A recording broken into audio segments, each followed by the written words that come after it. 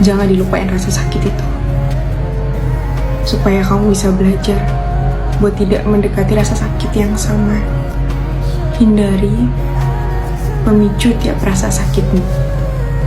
4 hal ini wajib banget lo hindari selalu menghadapi trauma yang cukup berat dari para manipulator. Yang pertama, dan ini kesalahan yang paling sering dilakukan, yaitu denial. Banyak korban yang pada akhirnya tidak menyadari kalau sebenarnya mereka ini hanya objek dari manipulasi. Dengan mengatakan alasan yang bahkan tidak masuk akal seperti, enggak kok ini hubungannya lagi toksik aja, buktinya dia masih sayang kok sama gua. Atau karena dia ngerasa kesepian, akhirnya dia tuh merasa sangat berat untuk melepaskan hubungan tersebut. Yang padahal itu adalah sumber masalahnya. Jadi coba kita lebih menyadari terhadap diri kita sendiri, apakah ketika kita menghilangkan embel-embel emosional yang selalu mereka berikan seperti love bombing, apakah hubungan tersebut masih terasa sehat?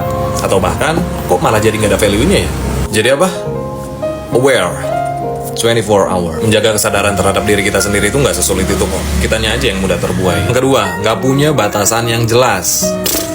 Seperti yang sudah kita ketahui selama ini, kalau para manipulator sangat ahli dalam mengontrol kita dari dalam. Oleh karena itu, kita tuh harus punya barrier, border, atau batasan yang jelas. Jangan kita tuh gampang lengah, gampang luluh dari hal-hal yang pernah mereka berikan, yang bahkan itu cuman bare minimum. Bukan berarti kita tuh jadi selalu skeptis atau curiga sama orang-orang yang baik. Tapi dengan kita punya batasan yang jelas dan punya kesadaran yang kuat, kita jadi bisa membedakan mana orang yang baik, mana orang yang manipulatif. Yang ketiga, nggak punya kegiatan lain selain kegiatan pokok. Maksudnya, selalu menghadapi trauma manipulasi, lu akan lebih banyak menghabiskan waktu untuk overthinking. Membayangkan hal-hal yang manis, lalu masuk pikiran buruk, lalu membayangkan lagi betapa dia menyayangi lu, lalu menyakiti lu, terus aja siklusnya. Dan lu akhirnya nggak growth gitu, nggak ada perkembangan sama sekali. Dan kegiatan yang bisa menjadi terapi biasanya kegiatan-kegiatan yang berhubungan dengan kesehatan, seperti berolahraga, atau menggunakan aroma-aroma yang cocok seperti parfum. Karena aroma yang tepat bisa membantu memulihkan kondisi kognitif juga psikologi kita. Masih bingung pilih aroma parfum yang cocok? Lu bisa cari di bio gua Fragrance Calculator. Dan yang keempat adalah tidak melakukan CBT. Apa itu CBT?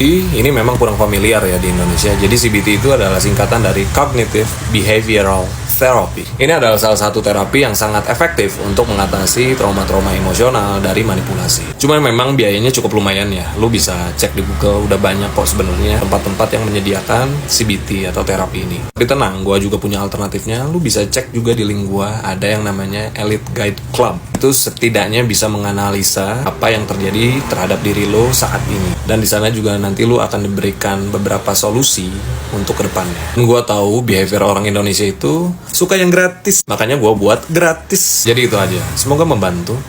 Bye.